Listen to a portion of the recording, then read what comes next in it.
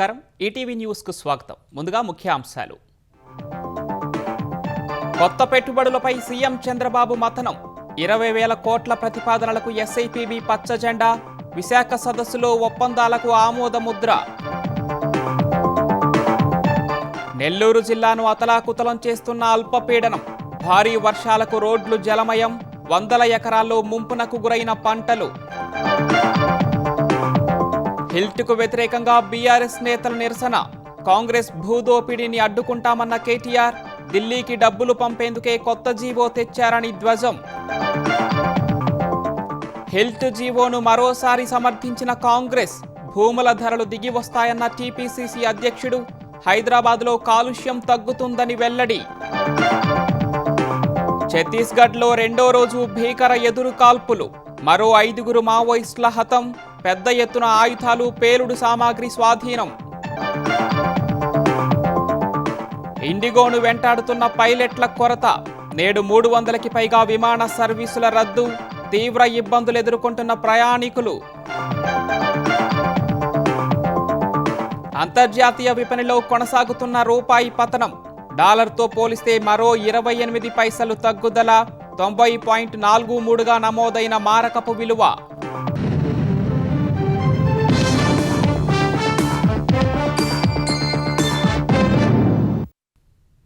ఆంధ్రప్రదేశ్లో పెట్టుబడులు, పారిశ్రామిక యూనిట్లకు సంబంధించిన నూతన ప్రతిపాదనలకు ముఖ్యమంత్రి చంద్రబాబు అధ్యక్షతన జరిగిన 13వ ఎస్ఐపిబి సమావేశం ఆమోదం తెలిపింది. దాదాపు 26 కంపెనీలకు చెందిన 20,000 కోట్ల రూపాయల పెట్టుబడులపై ఎస్ఐపిబిలో చర్చించారు. ఎర్లీ బర్డ్ ప్రోత్సాహకాల క్రింద 6 కంపెనీలకు ఆమోద ముద్ర వేశారు. విశాఖ పెట్టుబడులకు సంబంధించి ఎంఓయూలపై సమీక్షించిన ముఖ్యమంత్రి ఒక పోర్టల్ ఏర్పాటు చేసుకుని పెట్టుబడులపై పర్యవేక్షించాలని ఆదేశించారు. విశాఖ సదస్సులో కుదుర్చుకున్న ఒప్పందాలను నిర్ణీత కాలపరిమితిలో అమలుకు చేసేందుకు చర్యలు చేపట్టాలని నిర్ణయించారు. సిఐఐ సదస్సు అంతకుముందు కుదిరిన ఒప్పందాల్లో 50% అమలు చేసే ప్రక్రియ మొదలైనట్లు ఎస్ఐపిబి సమావేశం తర్వాత మంత్రులు చెప్పారు. గ్రీన్ ఎనర్జీ ఉత్పాదనకు సంబంధించి విద్యుత్ ఉత్పత్తి, టూరిజం, మౌలిక సదుపాయాలు, logistics, IT, food processing, health, automobile, aerospace, defence తదితర రంగాల్లో పెట్టుబడులు మేము ఆకర్షిస్తున్నాం. రాష్ట్ర ప్రభుత్వంపై పెట్టుబడిదారులకి ఉన్నటువంటి నమ్మకానికి ఇదే నిదర్శనం. 5 సంవత్సరాల వైఎస్ఆర్ పరిపాలనలో పెట్టుబడులు పెట్టడానికి ఎవరూ ముందుకు రానటువంటి పరిస్థితి. ఒకవేళ వచ్చినా కూడా వాళ్ళని పెట్టనివ్వకుండా బయటికి తోలేసినటువంటి పరిస్థితి మనం చూసాం. ఇవాళ ఈ 18 నెలల కాలంలోనే ప్రధానంగా ఒక నమ్మకం అందరిలో పెట్టుబడిదారులు ఏర్పడింది కనుక ఇక్కడ మనం పెట్టుబడులు పెడితే దానికి సరైనటువంటి రీతిలో ప్రభుత్వ సహకారం ఉంటుంది. దాంతోపాటు దాని మీద వచ్చే ఆదాయం కూడా మనకు స్పష్టంగా కనపడుతుందనేటువంటి నమ్మకం, విశ్వాసం, విశ్వసనీయత, ఇవి 3 కూడా స్పష్టంగా పెట్టుబడిదారుల్లో కనపడడం వల్లే ఇంత పెద్ద ఎత్తున ఈ పెట్టుబడులను మనం ఈ కొద్ది కాలంలోనే సాధించగలిగాం. ఒక రంగం అని కాదు, ఐటీ కానివ్వండి, టూరిజం కానివ్వండి, హెల్త్ కేర్ కానివ్వండి, ఏది తీసుకున్నప్పటికీ కూడా ప్రతి రంగంలో కూడా ప్రభుత్వ ప్రోత్సాహకాల వల్ల మనం సాధించగలుగుతున్నాం అనేటువంటి మాటని ఈ సందర్భంగా తెలియజేస్తూ, అదేవిధంగా టూరిజం కూడా ఇండస్ట్రీ స్టేటస్ ఇవ్వటం వల్ల అనేక పెద్ద పెద్ద హోటల్స్ వారు కానీ, రిసార్ట్స్ నిర్మించడానికి కానీ, విదేశాల నుంచి కూడా అనేక మంది పెట్టుబడులు పెట్టడానికి వస్తున్నారు. ఇవన్నీ కూడా ఈ రోజు జరిగిన మా ఎస్ఐపిబి మీటింగ్ లో ముఖ్యమంత్రి గారు సమీక్షించారు. మా అందరికీ దిశానిర్దేశం చేశారు. 45 రోజుల సమయంలో వీటన్నిటినీ కూడా గ్రౌండ్ చేయడానికి వీలుగా కార్యాచరణ ఏర్పాటు చేసుకోమన్నారు. ఆ ప్రకారం కార్యాచరణ ఏర్పాటు చేసుకుని ముందుకు వెళ్ళడానికి సిద్ధంగా ఉన్నాం. 3వ విడత భూ సమీకరణలో తీసుకునే అవకాశం ఉన్న భూముల్లో అంతర్జాతీయ విమానాశ్రయం, స్మార్ట్ ఇండస్ట్రీస్ ఏర్పాటు చేస్తామని ఆంధ్రప్రదేశ్ పురపాలక శాఖ మంత్రి నారాయణ వెల్లడించారు. 2వ విడత భూ సమీకరణ చేపట్టి ప్రాంతాల రైతులతో పల్నాడు జిల్లా ఎండ్రాయిలో మంత్రి సమావేశమయ్యారు. భూ సమీకరణపై రైతుల అభిప్రాయాలను నారాయణ అడిగి తెలుసుకున్నారు. భూ సమీకరణపై రాజధాని రైతుల విషయంలో అనుసరించిన విధానాన్నే ఇక్కడ కూడా అమలు చేస్తామని స్పష్టం చేశారు. ట్రంక్ రోడ్లు, ప్రధాన రహదారులను వేగంగా పూర్తి చేసేందుకు చర్యలు చేపట్టినట్లు వివరించారు. అమరావతిలో 3వ దశ భూ సమీకరణ దిశగా అధికారులు కసరత్తు చేస్తున్నారని మంత్రి వెల్లడించారు. అంతర్జాతీయ విమానాశ్రయం, స్మార్ట్ ఇండస్ట్రీస్ ఏర్పాటుకు ఇప్పుడు చేపట్టిన 2వ దశ భూ సమీకరణ సరిపోదని వెల్లడించారు.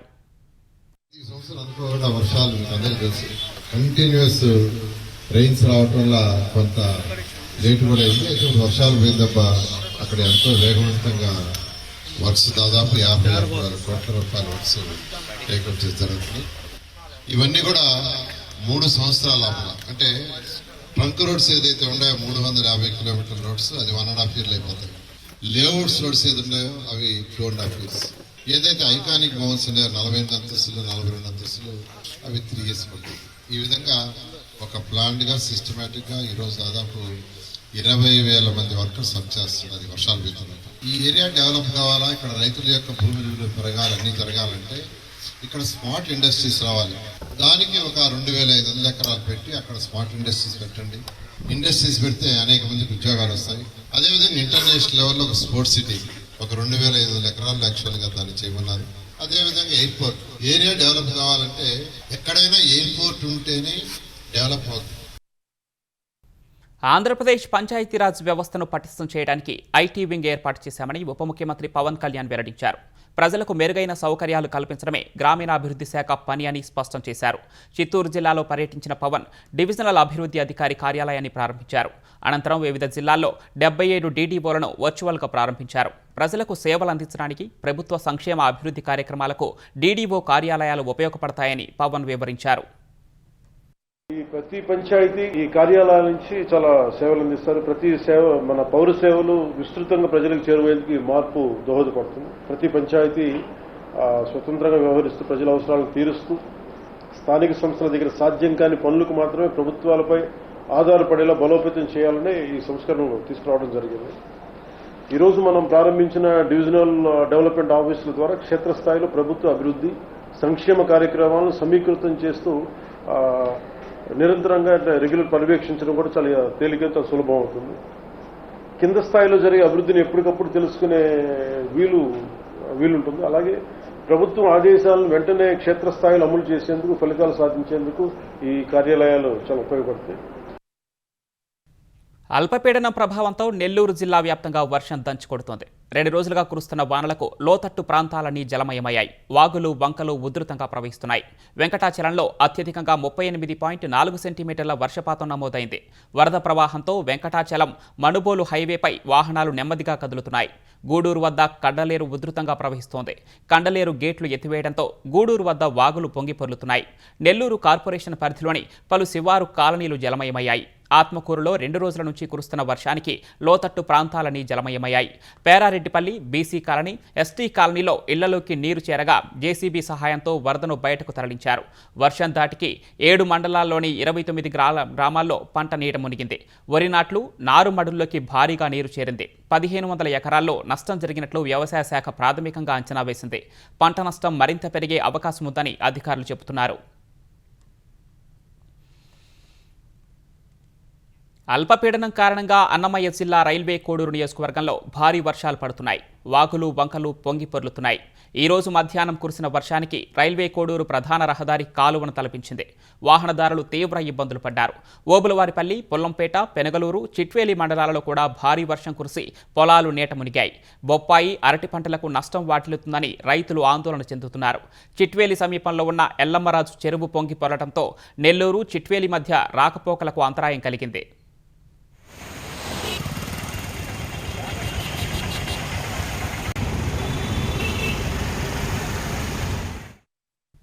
తెలంగాణ సర్కార్ ప్రతిష్టాత్మకంగా నిర్వహిస్తున్న Telangana rising global summit vision 2047 public ఎగ్జిబిషన్ను ప్రజలు సందర్శించవచ్చని ప్రభుత్వం ప్రకటించింది.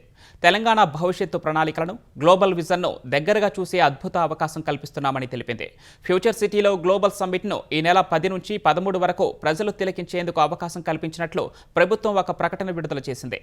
ప్రజలందరూ ఉచితంగా గ్లోబల్ సిటీని సందర్శించవచ్చని అధికారులు తెలిపారు. గ్లోబల్ సిటీలో భవిష్యత్తు ప్రాజెక్టుల గురించి సెషన్లు, ప్రభుత్వ నిపుణుల సంభాషణలు, ప్రభుత్వ శాఖల స్టాల్స్, సాంస్కృతిక కార్యక్రమాలను వీక్షించాలని సూచించారు. గ్లోబల్ సమ్మిట్ను సందర్శించేందుకు ప్రభుత్వం రోజు ప్రత్యేక ఉచిత బస్సు సేవలను ఏర్పాటు చేసింది. ఈ బస్సులు ఉదయం 9 గంటల నుంచి మధ్యాహ్నం 1 గంట వరకు సదస్సుకు వెళ్లేందుకు అందుబాటులో ఉండనున్నాయి. సదస్సు నుంచి ఇంటికి వెళ్లేందుకు సాయంత్రం 4 గంటల నుంచి రాత్రి 9 గంటల వరకు బస్సులను ఏర్పాటు చేశారు.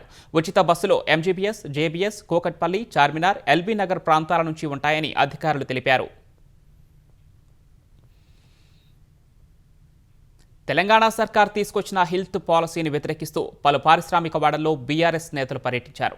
విలువైన భూములను ప్రైవేటు వ్యక్తులకు కట్టబెట్టేందుకే హెల్త్ పాలసీ తీసుకొచ్చారంటూ మేడ్చల్ చెక్పోస్ట్ వద్ద పారిశ్రామిక వాడలో మాజీ మంత్రి మల్లారెడ్డి ఆధ్వర్యంలో బీఆర్ఎస్ నేతలు ధర్నా చేశారు. ప్రభుత్వానికి వ్యతిరేకంగా నినాదాలు చేస్తూ ర్యాలీ నిర్వహించారు. మాజీ మంత్రి తలసాని శ్రీనివాస యాదవ్ ఆధ్వర్యంలో బీఆర్ఎస్ నేతల బృందం సనత్ నగర్ ఇండస్ట్రియల్ ఏరియాలో పర్యటించింది. సనత్ నగర్లోని 87.31 ఎకరాల పారిశ్రామిక భూమిని ఎకరం కేవలం 6.31 కోట్లకే ప్రైవేటు వ్యక్తులకు దారాదత్తం చేసే ప్రయత్నాలు జరుగుతున్నాయని తలసాని ఆరోపించారు. జీడిమెట్ల పారిశ్రామిక వాడను పరిశీలించిన బీఆర్ఎస్ కార్యనిర్వాహక అధ్యక్షుడు కేటీఆర్ అక్కడ కార్మికులు హమాలీలతో మాట్లాడి సమస్యలు తెలుసుకున్నారు. కాంగ్రెస్ సర్కార్ 5 లక్షల కోట్ల భూదోపిడీకి పాల్పడుతోందన్న కేటీఆర్ ఈ భూ కుంభకోణంపై క్షేత్రస్థాయిలో పోరాడతామన్నారు. భూముల దోపిడీ 6 నెలలుగా జరుగుతుందని, పాలసీ ఇప్పుడు బయటకొచ్చిందన్నారు. ప్రభుత్వం చేస్తున్న భూదోపిడీని కార్మిక సంఘాలు అడ్డుకోవాలని కేటీఆర్ పిలుపునిచ్చారు. ప్రభుత్వం ఏమంటున్నది, ఈ 9300 ఎకరాలు అది కూడా ఎంత ధరకి? ఇక్కడ మార్కెట్ ధర లక్షన్నర ఉంది గజం, అంటే ఎకరం 50 నుంచి 75 కోట్లు ఉంది. కానీ ప్రభుత్వం ఏమంటుంది, రిజిస్ట్రేషన్ ధర 12,000 ఉంది. ఇక్కడ 4,000 రూపాయలు కడితే చాలు గజం, అంటే ఎకరానికి 1,60,00,000 ఇది అవుతుంది అనుకుంటా. 1,60,00,000 కడితే నీకు 50 కోట్ల నుంచి 75 కోట్ల విలువ చేసే భూమిని ఫ్రీగా ఇస్తా, అది తీసుకొని నువ్వు అపార్ట్మెంట్లు కట్టుకో, నువ్వు బ్రహ్మాండంగా 10 తరాలకు తరిపడా ఆ పారిశ్రామికవేత్త పెద్ద ఆయన ఎవరైతే ఉన్నారో ఆ యాజమానిగా వారు సంపాదించుకోవచ్చు అని చెప్తున్నారు. ఆనాడు ప్రభుత్వాలు ప్రజల దగ్గర నుండి సేకరించి, రైతాంగం దగ్గర కానీ రెవెన్యూ భూములు కానీ సేకరించి పరిశ్రమలకు ఇచ్చిన ఉద్దేశం ఉపాధి కల్పన, సేకరించి ఈ పారిశ్రామికవేత్తలకు కట్టబెట్టిన ఉద్దేశం రాష్ట్ర ఆదాయం పెరగాలని, అంతేగాని ప్రైవేట్ వ్యక్తుల జేబులు నిండాలని కాదు. నేను పారిశ్రామికవేత్తలు కూడా చెప్తా ఉన్నా, మీరు ఈ ప్రభుత్వం ఇచ్చే ఆషాఢపు సేల్ ఆఫర్ లాంటి ఆఫర్లు తీసుకొని మీరు 4 డబ్బులు కట్టి ఇది మాది అయిపోతుంది అని మీరు అనుకుంటే మీరు పప్పులో కాలేస్తున్నారు. ఖచ్చితంగా మళ్ళీ వచ్చేది బీఆర్ఎస్ ప్రభుత్వమే. మేము ఈ HILTP అనే పాలసీ ఏదైతే ఉందో దీన్ని ఖచ్చితంగా రద్దు చేస్తాం. ఇవాళ ఎవరైనా డబ్బులు పెడితే మీరు నష్టపోతారు. హెల్త్ పాలసీ ద్వారా హైదరాబాద్లో భూముల ధరలు తగ్గుతాయని టీపీసీసీ చీఫ్ మహేష్ కుమార్ గౌడ్ తెలిపారు. సామాన్యులకు భూముల ధరలు అందుబాటులోకి వస్తాయని వెల్లడించారు. కాలుష్య భూతాన్ని ఎదుర్కొంటున్న ఢిల్లీ పరిస్థితి హైదరాబాద్కు రాకూడదని సీఎం రేవంత్ రెడ్డి హెల్త్ పాలసీని తీసుకొచ్చారని స్పష్టం చేశారు. హైదరాబాద్ను గ్రీన్ సిటీగా తీర్చిదిద్దడమే లక్ష్యంగా తీసుకువచ్చిన హెల్త్ పాలసీకి వ్యతిరేకంగా రాజకీయాలు చేయడం దురదృష్టకరమన్నారు. బీఆర్ఎస్ హయాంలో భవనాలకు, పరిశ్రమలకు ఇచ్చిన అడ్డగోలు అనుమతుల వల్లే హైదరాబాద్లో కాలుష్యం పెరిగిందని మహేష్ కుమార్ గౌడ్ ఆరోపించారు. కేటీఆర్ గారికి విమర్శించే అవకాశం ఎక్కడిది? మీరు 10 ఏళ్లు యథేచ్ఛగా హైదరాబాద్ రాష్ట్రాన్ని అమ్మేసుకున్నారు కదా. ఆనాడు కిషన్ రెడ్డి గారు నోరు మెదపలే, మాట్లాడలేదు. అడ్డగోలుగా ఒక వ్యూహము, ఒక ప్రణాళిక, ఒక దురదృష్టి లేకుండా ఇష్టారాజ్యంగా హై రైజ్ బిల్డింగ్స్ కి పర్మిషన్ ఇచ్చారు. ఒక పెద్ద బిల్డింగ్ పర్మిషన్ ఇచ్చినప్పుడు దానికి సరిపడా పార్కింగ్ వ్యవస్థ, దానికి సరిపడా రోడ్ల వ్యవస్థ ఉండాలా లేదా? అదేమీ లేకుండా తన మనుషులు ఎవరు అప్లై చేసుకుంటే వారికి హై రైజ్ బిల్డింగ్ పర్మిషన్ ఇచ్చారు. ఇవాళ ఎంత అవస్థపడతా ఉన్నాం. ఇలా ట్రాఫిక్ సమస్య అంతా కూడా పోయిన బీఆర్ఎస్ ప్రభుత్వం చేసినటువంటి నిర్వాహకం, దాని మూలంగానే ఇవాళ అంతా కూడా ఈ పరిస్థితులంతా కూడా ఓవర్ వెలపలేకపోతే హైదరాబాద్ కొంచెం పొల్యూషన్ ఫ్రీగా మారే అవకాశం ఉందని ఒకటి ఉద్దేశంతో దూరదృష్టితో తీసుకొచ్చిన పాలసీ ఇది. సైబరాబాద్ రాచకొండ కమిషనరేట్ల పోలీస్ వెబ్సైట్లు హ్యాకింగ్కు గురయ్యాయి. 2 వెబ్సైట్లు వారం నుంచి పనిచేయటం లేదు. వెబ్సైట్లలోకి మాల్వేర్ చొరబడినట్లు పోలీసులు అనుమానిస్తున్నారు. సైబరాబాద్ రాచకొండ కమిషనరేట్ల పోలీస్ వెబ్సైట్లను క్లిక్ చేస్తే గేమింగ్ అప్లికేషన్కు రీడైరెక్ట్ అవుతున్నట్లు గుర్తించారు. ప్రస్తుతం సర్వర్లను డౌన్ చేసిన పోలీసులు వెబ్సైట్లను నిర్వహిస్తున్న ఎన్ఐసికి సమాచారం అందించారు. సమస్య పరిష్కరించేందుకు 2 కమిషనరేట్లలోని ఐటీ బృందాలు ప్రయత్నిస్తున్నాయి. వెబ్సైట్ల పునరుద్ధరణకు ఎన్ఐసి పర్యవేక్షణలో పనిచేస్తున్నాయి. మళ్లీ హ్యాకింగ్కు గురికాకుండా అధునాతన ఫైర్ వాల్స్ను ఐటీ టీం ఆడిట్ చేస్తోంది. దేశవ్యాప్తంగా ఇండిగో విమాన సేవల్లో వరుసగా 3వ రోజు అంతరాయం కొనసాగుతోంది. వందలాది ఇండిగో విమాన సేవల రద్దు కాగా మరికొన్ని ఆలస్యంగా నడుస్తూ ఉండటంతో ప్రయాణికులు తీవ్ర అసహనం వ్యక్తం చేస్తున్నారు. ఇవాళ కూడా కొత్త సిబ్బంది రోస్టరింగ్ను పాటించడంలో విఫలమై పైలట్ల కొరత తలెత్తగా సంస్థ తీవ్ర ఇబ్బందులు పడుతోంది. నిన్న 200కు పైగా సేవలు నిలిచిపోగా ఇవాళ 300కు పైగా జాతీయ, అంతర్జాతీయ విమాన సర్వీసులను ఇండిగో రద్దు చేసింది. ఫలితంగా గంటల తరబడి ఎయిర్పోర్టులో వేచి ఉన్న ప్రయాణికుల్లో అసహనం నెలకొంది. టెర్మినల్స్ లోపల తగినంత సీటింగ్ లేనందున అసౌకర్యానికి గురవుతున్నారు. బెంగళూరు, ముంబై, కోల్కతా విమానాశ్రయాల్లోని సిబ్బందితో ప్రయాణికులు వాగ్వాదానికి దిగారు. షేమ్ అంటూ నినాదాలు చేశారు. తమకు వివరణ ఇచ్చేందుకు ఒక్క ప్రతినిధి కూడా లేరని వాపోయారు. ఆంధ్రప్రదేశ్లో రైతుల పరిస్థితి దయనీయంగా ఉందని వైసీపీ అధ్యక్షుడు జగన్ ఆరోపించారు. మొంతా తుపానుతో నష్టపోయిన రైతులను కూటమి సర్కార్ ఇప్పటి వరకు ఆదుకోలేదని ధ్వజమెత్తారు. రైతన్నా మీకోసమంటూ ఆర్భాటపు ప్రకటనిచ్చారు కానీ ఎక్కడా అన్నదాతల వద్దకు వెళ్లలేదని జగన్ విమర్శించారు. సూపర్ 6 హామీలన్నీ నెరవేర్చామని సీఎం చంద్రబాబు అబద్ధాలు చెబుతున్నారని అన్నారు. పీపీపీ విధానానికి వ్యతిరేకంగా 1 కోటి సంతకాలు సేకరిస్తున్నామని ఈ నెల 16న గవర్నర్కు అందిస్తామని వెల్లడించారు. పీపీపీ విధానాన్ని సవాల్ చేస్తూ న్యాయస్థానాల్లో పిటిషన్లు వేస్తామన్నారు. రైతులకు కనీస మద్దతు ధర కూడా దక్కడం లేదని జగన్ ఆరోపించారు. తుఫాను కారణంగా నష్టపోయిన ఏ రైతుకు కనీసం 1 పైసా సహాయం అందలేదు. ఆశ్చర్యం ఏమిటి అంటే దాదాపుగా 15 లక్షల ఎకరాలను తగ్గించేసి 4-5 లక్షలు కుదించేసినారు. పోనీ కుదించిన దానికన్నా గానీ కనీసం నష్టపరిహారం ఇచ్చారా అని అంటే అది లేదు. ఒకవైపున ఇన్పుట్ సబ్సిడీ రాదు, మరోవైపున రైతులకు హక్కుగా రావాల్సిన ఇన్సూరెన్స్ సొమ్ము చంద్రబాబు నాయుడు పుణ్యాన రాకుండా పోయింది. దిత్వా తుఫాను హార్వెస్టింగ్ సమయంలో వస్తుందని 10 రోజుల ముందే మనకు తెలుసు. కోసిన పంట కళాల మీదే ఉందని తెలుసు. కానీ చంద్రబాబు గారు మాత్రం చోద్యం చూస్తూనే ఉన్నారే తప్ప రైతులను ఆదుకునే కార్యక్రమం ఎక్కడా జరగలేదు. అబద్ధాలకు అంబాసిడర్ ఎమ్మెల్యే వైఎస్ జగన్ అని ఆంధ్రప్రదేశ్ వ్యవసాయ శాఖ మంత్రి అచ్చెన్నాయుడు మండిపడ్డారు. రైతులను మోసం చేసింది ఎవరూ ప్రజలకు తెలుసన్నారు. 18 నెలల్లో కూటమి ప్రభుత్వం చేసిన అభివృద్ధి జగన్ 5 ఏళ్ల పాలనా వైఫల్యాలను బట్టబయలు చేసిందని ఎక్స్లో పోస్ట్ చేశారు. రైతులకు ఇన్పుట్ సబ్సిడీ ఇవ్వని జగన్కు మాట్లాడే అర్హత లేదన్నారు. గత ప్రభుత్వం 1674 కోట్ల రూపాయల ధాన్యం బకాయిలు చెల్లించకపోతే కూటమి ప్రభుత్వమే చెల్లించిందని గుర్తు చేశారు. ఆత్మహత్య చేసుకున్న రైతుల కుటుంబాలకు కూటమి ప్రభుత్వమే పరిహారం అందించిందని చెప్పారు. మద్దతు ధరల కోసం రైతులకు 16 నెలల్లో 800 కోట్లు ఖర్చు చేశామని మంత్రి తెలిపారు. వాస్తవాలపై జగన్తో బహిరంగ చర్చకు తాను సిద్ధమని అచ్చెన్నాయుడు సవాల్ విసిరారు. ఎన్టీఆర్ జిల్లా పెనుగంచిప్రోలులోని శ్రీ తిరుపతమ్మ దేవాలయం ఉప కమిషనర్ కిషోర్ కుమార్ను బదిలీ చేశారు. సీఎం ఆదేశాలతో ఎక్కడా పోస్టింగ్ ఇవ్వకుండానే బదిలీ చేశారు. దేవాదాయ శాఖ పనితీరుపై సీఎం చంద్రబాబు సమీక్ష నిర్వహించి భక్తుల అభిప్రాయాలను సేకరించారు. భక్తుల సంతృప్త స్థాయిలో అత్యంత చివరి స్థానంలో ఈ దేవాలయం నిలవడంతో ఆలయ అధికారిపై వేటు వేశారు. తిరుపతమ్మ తల్లి ఆలయంలో సేవలు, దర్శనాలు, మౌలిక వసతులకు కేవలం 70% ర్యాంకు రావడంతో అధికారుల తీరుపై సీఎం ఆగ్రహం వ్యక్తం చేశారు. ఇతర విభాగాల్లో 90% పైగా ర్యాంకులు వస్తూ ఉంటే ఆలయ అభివృద్ధిలో ఇంత తక్కువగా రావటం అధికారుల వైఫల్యంగా సీఎం పేర్కొన్నారు. సీఎస్ ఆదేశాల మేరకు ఆలయ ఉప కమిషనర్ కిషోర్ను బదిలీ చేస్తూ దేవాదాయ శాఖ కమిషనర్ ఆదేశాలు జారీ చేశారు. విజయవాడ విద్యాధరపురంలోని ఇళ్లు కూల్చివేసిన ప్రాంతంలో 2వ రోజు ఉద్రిక్తత కొనసాగుతోంది. ఆయా కుటుంబాలు 25 ఏళ్ల నుంచి ఇదే ప్రాంతంలో నివాసం ఉంటున్నాయి. ఇళ్లు కూల్చివేయడంతో రోడ్డున పడ్డామని బాధితులు ఆవేదన వ్యక్తం చేశారు. దిక్కుతోచక రోడ్డు పక్కనే ఇంటి సామాన్లు పెట్టుకుని జీవనం కొనసాగిస్తున్నామని కంటతడి పెట్టుకున్నారు. ప్రభుత్వం స్పందించి తమకు న్యాయం చేయాలని బాధితులు విజ్ఞప్తి చేశారు. పోలీసు వాళ్ళు ఇప్పుడు కూడా అక్కడే ఉండి చూస్తున్నారు కానీ దగ్గరుండి కూల్చోవిచ్చారండి. ఏసీపీ గారు ఉన్నారు, సిఏ గారు ఉన్నారు, ప్రతి ఒక్కళ్ళు ఉండి దగ్గరుండి వాళ్ళే కూల్పించినట్టుంది. కానీ సుప్రీంకోర్టు నోటీస్ అయినా చూడండి అంటే లేదు, మాకు హార్డ్ కాపీ కావాలంటారు. హార్డ్ కాపీ అప్పటికప్పుడు ఇప్పుడు జడ్జిమెంట్ వస్తే ఎక్కడుండి తెస్తాం సార్? ఆ రోజున మరి బ్యాంక్ లోన్లు ఎలా ఇచ్చారు, రిజిస్ట్రేషన్ ఎలా అయింది, మరి పర్మిషన్ ఎలా ఇచ్చారు, మరి మీరు ఇల్లు కట్టుకోవటానికి పర్మిషన్ ఇచ్చారు, అన్నీ చేశారు కదా. ఇలాగ చేసి మరి వారికి తగిన న్యాయం చేయాలి. కష్టపడి తినక కూలి పనులు చేసుకునే వాళ్ళు, షాపుల్లో గుమస్తాలు ఇల్లే ఉన్నోళ్ళు కూడా కొనుక్కోవాలా. వాళ్ళు రూపాయి ఏకమేసుకొని తలా ఒక 40-80 గజాలు అలా కొనుక్కొని డబ్బులు ఉన్నాడు ఏదో అక్కడక్కడే ఇల్లు వేశారు. ఆ ఇల్లు కూడా నిన్న కూల్చేశారు. వీళ్ళందరికీ ఈ 43 కుటుంబాలు ఇల్లు అపార్ట్మెంట్లో ఒక 100 కుటుంబాలు ఉన్నాయి. దానికి కూడా దారి లేదంట. కొంచెం మీరు ఆ అమ్మినోళ్ళు ఎవరో అది మొత్తం బయటికి తీసి వాళ్ళకి న్యాయం చేయాలి. తెలంగాణలో పంచాయతీ ఎన్నికల సందర్భంగా సిద్దిపేట జిల్లా దుబ్బాక మండలానికి చెందిన యువకుడు వినూత్నంగా ప్రచారం చేస్తున్నాడు. రఘోత్తంపల్లి గ్రామానికి చెందిన శివాని 6వ వార్డు సభ్యురాలిగా పోటీలో ఉన్నారు. ఆమె భర్త శ్రీకాంత్ తన భార్యను గెలిపిస్తే 5 ఏళ్ల పాటు ఉచితంగా కటింగ్, షేవింగ్ చేస్తానంటూ ప్రచారం చేస్తున్నారు. ఆమె భర్త వృత్తిరీత్యా కటింగ్ షాప్ యజమానిగా ఉన్నారు. తమ వార్డు ఇప్పటి వరకు అభివృద్ధికి నోచుకోలేదని, వార్డుకు ఏదైనా చేయాలని సంకల్పంతోనే ఈ నిర్ణయం తీసుకున్నట్లు యువ దంపతులు తెలిపారు. తమను గెలిపిస్తే తప్పకుండా వార్డును అభివృద్ధి చేస్తామని హామీ ఇచ్చారు. వృత్తికి ఎన్నికల ప్రచారాన్ని ముడిపెడుతూ ఓటర్లను ఆకర్షించేందుకు శ్రీకాంత్ ఇస్తున్న వినూత్న హామీపై గ్రామస్తులు ఆసక్తిగా చర్చించుకుంటున్నారు. పెద్దపల్లి జిల్లా రామగుండంలో విమానాశ్రయ నిర్మాణం కోసం విస్తృత ప్రయత్నాలు కొనసాగుతున్నాయి. రామగుండం నియోజకవర్గం అంతర్గాంలో తెలంగాణ ప్రభుత్వం విమానాశ్రయ నిర్మాణం కోసం ప్రతిపాదించిన స్థలాన్ని ఎయిర్పోర్ట్స్ అథారిటీ ఆఫ్ ఇండియా సభ్యుల బృందం పరిశీలించింది. గోదావరి నది పరివాహక ప్రాంతంతో పాటు Peddampet, Ramagundam railway station, Yellampalli project పరిసరాలను అధికారులు పరిశీలించారు. అన్ని అంశాలు పరిశీలించిన అనంతరం ప్రభుత్వానికి నివేదికను అందించనున్నట్లు చెప్పారు.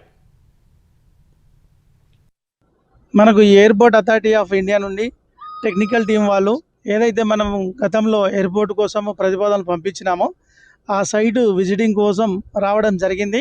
దానికి సంబంధించి టెక్నికల్ ఫెసిబిలిటీ అలాగే వివిధ విషయాల మీద ఈరోజు ఈ స్థలాన్ని సందర్శించి వాళ్ళు తదుపరి నిర్ణయాన్ని తెలియజేయడం జరుగుతుంది. ఇక్కడ అంతర్గాములో ప్రపోజ్ చేసినటువంటి ఈ సైట్ దగ్గర ఈ అంతర్గాము, రాయదండి, ఈ విలేజెస్ అన్ని కూడా పరిశీలించడం జరుగుతుంది.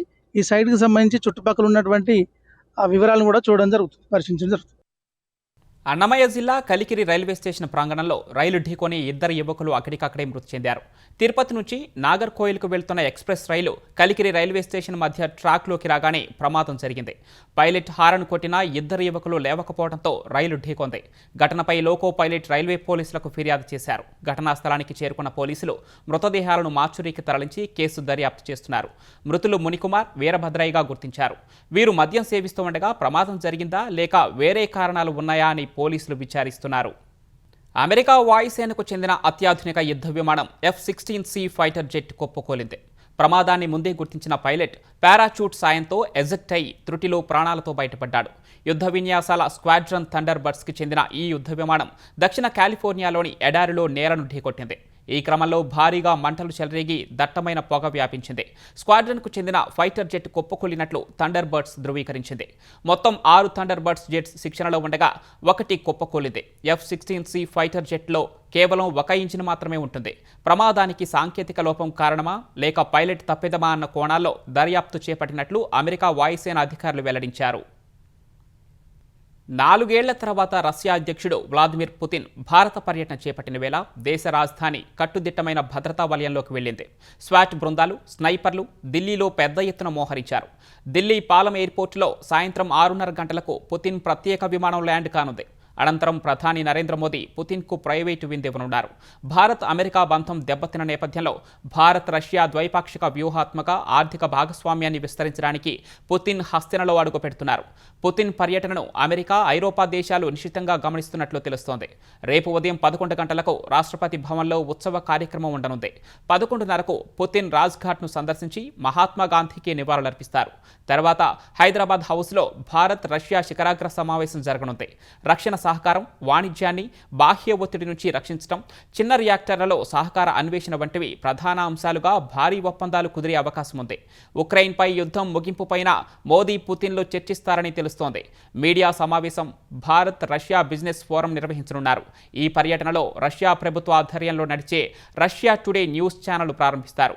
తర్వాత రాష్ట్రపతి ద్రౌపది ముర్ము ఇచ్చే విందులో రష్యా అధినేత పాల్గొంటారు. రేపు రాత్రి 9:30 గంటలకు పుతిన్ రష్యాకు తిరిగి వెళ్లనున్నారు. ఛత్తీస్గఢ్లోని బీజాపూర్, దంతెవాడ సరిహద్దు అడవుల్లో మరోసారి భద్రతా బలగాలు, మావోయిస్టుల మధ్య ఎదురుకాల్పులు జరిగాయి. ఈ కాల్పుల్లో మరో 5 నక్సల్స్ మరణించారు. నిన్న జరిగిన ఎదురుకాల్పుల్లోనూ 12 మంది మావోయిస్టులు, 3 డిస్ట్రిక్ట్ రిజర్వ్ గార్డు జవాన్లు మృతి చెందారు. మొత్తం 2 రోజులు జరిగిన ఎన్కౌంటర్లో 19 మంది మావోయిస్టులు మృతి చెందారు. ఘటనా స్థలం నుంచి నక్సల్స్ మృతదేహాలతో పాటు పెద్ద ఎత్తున ఆయుధ, పేలుడు సామాగ్రిని భద్రతా బలగాలు స్వాధీనం చేసుకున్నాయి. అత్యాచార కేసులో దోషిగా తేలిన మాజీ ప్రధాని SD దేవగౌడ మనవడు, జేడీఎస్ మాజీ ఎంపీ ప్రజ్వల్ రేవణ్ణకు కర్ణాటక హైకోర్టులో చొక్కెదురైంది. అత్యాచార కేసులో కింద కోర్టు విధించిన జీవిత ఖైదును రద్దు చేయాలన్న ప్రజ్వల్ రేవణ్ణ విజ్ఞప్తిని హైకోర్టు కొట్టివేసింది. నేరాల తీవ్రత, అనేక పెండింగ్ కేసుల్లో సాక్ష్యాలను తారుమారు చేసే అవకాశం ఉండటంతో ప్రజ్వల్కు బెయిల్ ఇచ్చేందుకు నిరాకరించింది. మీడియా కథనాల ఆధారంగా తనకు తగిన సమయం ఇవ్వకుండానే శిక్ష విధించారని కోర్టులో ప్రజ్వల్ తరపు లాయర్ వాదించారు. ఎలక్ట్రానిక్ ఆధారాలు విశ్వసనీయంగా లేవన్నారు. ఇరుపక్షాల వాదనలు విన్న హైకోర్టు ప్రజ్వల్ రేవణ్ణకు బెయిల్ ఇచ్చేందుకు నిరాకరించింది. రేవణ్ణకు ఉన్న రాజకీయ పలుకుబడి కారణంగానే బాధితురాలపై జరిగిన దాడి ఆలస్యంగా వెలుగులోకి వచ్చిందని గుర్తు చేసింది. కేసు బయటకు రాకుండా బాధితురాలని కిడ్నాప్ చేసేందుకు ప్రజ్వల్ గతంలో ప్రయత్నించాడన్న వాదనను కోర్టు పరిగణలోనికి తీసుకుంది. జనవరి 12న ఈ కేసు తుది విచారణ జరుపుతామని హైకోర్టు తెలిపింది. డాలర్తో పోలిస్తే రూపాయి జీవితకాల కనిష్టానికి పడిపోయింది. ఉదయం ట్రేడింగ్లో డాలర్తో పోలిస్తే 28 పైసలు పతనమై 90.43 రూపాయలకు చేరింది. ఆర్బీఐ పరిమిత జోక్యం, డాలర్ డిమాండ్ పెరుగుదల, సరఫరా తగ్గుదల, నిరంతర విదేశీ నిధుల అవుట్ఫ్లో, ఇండియా అమెరికా వాణిజ్య ఒప్పందంపై అనిశ్చితి రూపాయి పతనానికి కారణాలుగా నిపుణులు విశ్లేషిస్తున్నారు. డాలర్తో పోలిస్తే రూపాయి విలువ 90 రూపాయల మార్కును దాటడంపై కేంద్రం సమాధానం చెప్పాలని కాంగ్రెస్ ప్రధాన కార్యదర్శి ప్రియాంక గాంధీ డిమాండ్ చేశారు. మాజీ ప్రధాని మన్మోహన్ సింగ్ హయాంలో రూపాయి విలువ తగ్గినప్పుడు బీజేపీ రాద్ధాంతం చేసిందని గుర్తు చేశారు. నిన్న తొలిసారి డాలర్తో పోలిస్తే రూపాయి విలువ 90 మార్కును దాటింది. అయితే రూపాయి పతనం ద్రవ్యోల్బణం లేదా ఎగుమతులను ఇప్పటి వరకు ప్రభావితం చేయలేదని ఆర్థిక నిపుణులు వెల్లడించారు. ముఖ్యాంశాలు మరొకసారి. కొత్త పెట్టుబడులపై సీఎం చంద్రబాబు మథనం. 20,000 కోట్ల ప్రతిపాదనలకు ఎస్ఐపిబి పచ్చజెండా. విశాఖ సదస్సులో ఒప్పందాలకు ఆమోదముద్ర. నెల్లూరు జిల్లాను అతలాకుతలం చేస్తున్న అల్పపీడనం. భారీ వర్షాలకు రోడ్లు జలమయం. 100 ఎకరాల్లో ముంపునకు గురైన పంటలు. హిల్ట్కు వ్యతిరేకంగా బీఆర్ఎస్ నేతల నిరసన. కాంగ్రెస్ భూదోపిడీని అడ్డుకుంటామన్న కేటీఆర్. ఢిల్లీకి డబ్బులు పంపేందుకే కొత్త జీవో తెచ్చారని ధ్వజం. హిల్ట్ జీవోను మరోసారి సమర్థించిన కాంగ్రెస్. భూముల ధరలు దిగి వస్తాయన్న టీపీసీసీ అధ్యక్షుడు. హైదరాబాద్లో కాలుష్యం తగ్గుతుందని వెల్లడి. ఛత్తీస్గఢ్లో రెండో రోజు భీకర ఎదురు కాల్పులు. మరో 5 మావోయిస్టుల హతం. పెద్ద ఎత్తున ఆయుధాలు, పేలుడు సామాగ్రి స్వాధీనం. ఇండిగోను వెంటాడుతున్న పైలట్ల కొరత. నేడు 300కి పైగా విమాన సర్వీసులు రద్దు. తీవ్ర ఇబ్బందులు ఎదుర్కొంటున్న ప్రయాణికులు. అంతర్జాతీయ విపణిలో కొనసాగుతున్న రూపాయి పతనం. డాలర్తో పోలిస్తే మరో 28 పైసలు తగ్గుదల. 90.43గా నమోదైన మారకపు విలువ.